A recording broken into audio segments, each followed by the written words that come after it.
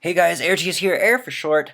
I'm going to make a video on a monster that I just summoned that is pretty controversial. Everybody has an opinion on this monster, and so I'm a little nervous to make this video, but I'm going to discuss the runes for him and hopefully not get too many negative comments. But here we are.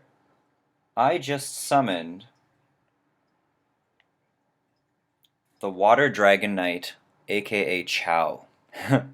I'm really excited about this. Now, he just got a buff, and also for anybody who follows my videos, this is actually the second 5-star I have ever summoned randomly, uh, ever since a year and a half of playing this game, and it just happens to be 9 days since my last 5-star, so suddenly my luck has improved quite a bit. So let's take a look at Chow. Um, he is an HP type monster, as you can see there, and his skills are Dragon's Might. Inflicts continuous damage for 2 turns if you land a critical hit.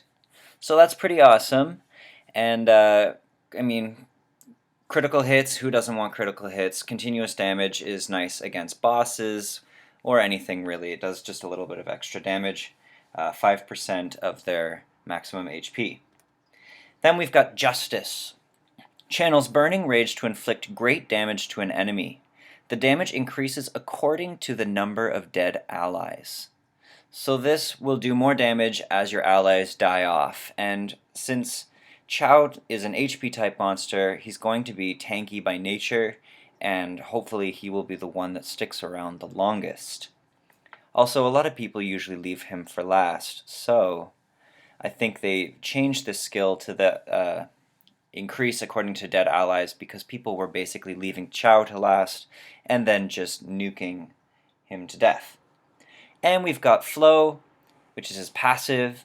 He gains immunity against HP recovery disturbance effects and recovers 15% HP at the end of your turn. So he's immune to HP discovery disturbance, so you can't stop him from healing himself, and he gains 15% of his HP at the end of the turn. Also, the damage you deal will be increased according to your current HP. So, I've been trying to research what this means. I'm pretty sure I have a firm grasp on what it means. So there's 2 ideas that come to mind with this. Either, if you're at 100% HP, he'll do more damage, and then as you are lowered percentage-wise, his damage will decrease. Or, if you have, for instance, currently he has 5,130 HP. If as I increase his maximum HP, he will do more damage. So if he has a lot of HP, if you manage to increase his HP stat, it'll increase his attack power. And then I have a feeling that if it lowers throughout battle, his attack power also lowers. But the more HP he has, the more damage he will do. I don't think it's a percentage thing, not purely a percentage thing. It's actually the number of your HP stat that increases his damage. So that's really awesome, seeing as he's an HP type monster and people like to make him tanky. So he's going to do a lot of damage with a lot of HP. Alright, so rune wise. Oh, and one more thing, let's take a look. When he's awakened, he increases his critical rate by 15%, which is really great, especially because his first skill is based on critical hits, and it sounds like they've set him up to do a lot of damage. So, rune-wise, I'm probably going to go Violent. A lot of people go Violent with him. The more turns he gets, the more he heals his own HP. You can go Violent Energy for more HP. You can go Violent Endure if you want to increase his resistance. You can go Violent Nemesis. Nemesis increases his attack bar for basically every amount of HP he loses. I believe for every 7% of HP he loses, his attack bar increases about 4% or 5%, something like that. So his turns come around more frequently the more he gets hit. Now there's two ways to rune this monster as far as main rune stats go.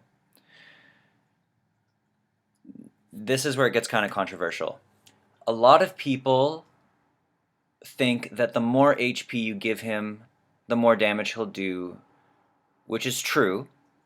But then other people think that if you give him just attack power, then he will do more damage. And this is also true. Now, I honestly believe that in this game, when they give you a bonus based on defense or HP, it really doesn't compare to pure attack power. So if you really want this monster to do a lot of damage, I think honestly doing attack percentage on 2, crit damage on 4, and attack percentage on 6 will probably give you the most attack power with this monster. And then you want to look for things like HP substats to help make him tanky, as well as crit rate substats. And then attack percentage substats are also really good. I think personally with this monster, you want a combination of attack power and HP. Now some people do HP percent on 2, crit damage on 4, and HP percent on 6 with crit rate substats, and that apparently does quite a bit of damage. And from my research, the damage is pretty comparable, it's pretty comparable. So, I mean, I'm probably going to try the tankier build, but I'm going to look for runes with HP and attack substats. But I think crit damage on 4 is essential. And then if you want to make a combination of that, maybe attack percentage on 2 and HP percent on 6, or vice versa. A lot of people do that as well. That way you get a little bit of the tankiness as well as the attack power. So yes, you can do violent runes for sure with this monster. I've seen somebody set him up with vamp runes, which heals himself about 35%, I think, of the damage he's done, which he already heals himself, so why not make his damage actually heal him as well? Somebody did that, and I believe gave him attack percentage on 2 and 6, and then crit damage on 4, with crit rate and HP substats. And that worked really, really well for that monster. So you can do Vampire, you can do Vamp Blade, you can do Vamp Energy, Vamp Nemesis, yeah. Now, so we've got Violent and we've got Vamp. Somebody suggested Despair. I don't think Despair is good for this monster at all. He doesn't hit multiple units, so it's kind of weird to give him a stunning ability. I think they just really want the Fire Dragon Knight. Endure, a lot of people really emphasize increasing his resistance, because a way to kill this monster is basically to defense break him and inflict continuous damage. They're his weaknesses. Somebody tried Revenge Runes. You could give him Revenge Runes. Just because he counterattacks doesn't mean his passive will activate. It's not going to do 15% HP with Revenge, so don't think that that's going to increase his HP recovery. If you don't have Violent Runes, usually you swap out for Swift. I don't think this monster should ever be runed Swift. I mean, if you have Swift runes with really crazy HP substats, or HP stats and attack stats, crit rate stats, crit damage, and all that sort of stuff, then by all means try it out. I mean, it'll work for him. He'll just be faster and he'll get more turns. So that can work for you. Yeah, Swift.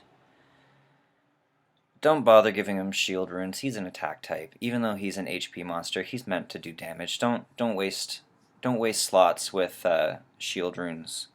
Not unless they're incredible and you have nothing else to give. You can give him blade runes for sure. Violent Blade, Swift Blade, Vamp Blade. I mean, he already gets a crit rate bonus when he's awakened, but if you really can't get crit rate substats, sometimes it pays off to give blade runes. Yeah, so as you can see, This monster basically needs a lot of HP, a lot of attack power, and high crit rate. And then, depending on how you really want to use him, resistance is also extremely useful for him. I wouldn't focus so much on accuracy. He only really has one skill that does anything that requires accuracy. And trust me, I've seen videos where this guy does a crazy amount of damage. So it's not, you're not relying on that continuous damage to take monsters out. Yeah. So I don't think I would do Fatal with him, or I mean, you could do a Rage Blade setup as well. This video is really long, I know, because this monster has quite a lot of versatility as far as runes go. You could do the Rage Blade, for sure, increases crit damage even more. And then again, attack percentage on 2 or HP percentage on 2, same for 6, and then crit damage on 4, with crit rate substats, HP substats, and attack substats. Yeah. So those are my suggestions with this monster. I mean, if you don't have Rage runes and you still want to do a lot of damage, you could do Fatal. I wouldn't do Fatal if you're above level 40 in this game, because you probably have access to much better runes. So Fatal is probably not what you want to do. So ideally, I'm just going to sum this up. Violent runes will give him lots of extra turns for his passive. Swift runes will also sub for Violent if you need more turns. Vamp runes will heal 35% with the damage he does. Rage will increase his crit damage as well. Nemesis will potentially give him more turns because people will focus in on this monster to do damage, to try to take him out, especially because he does more damage with more HP.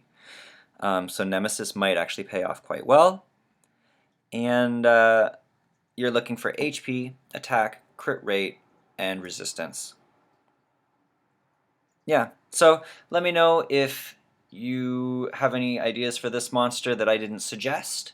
Chow is pretty awesome. I'm really, really excited to have him and try him out. I really don't know how I'm going to rune him, but yeah. Till next time, guys. Peace.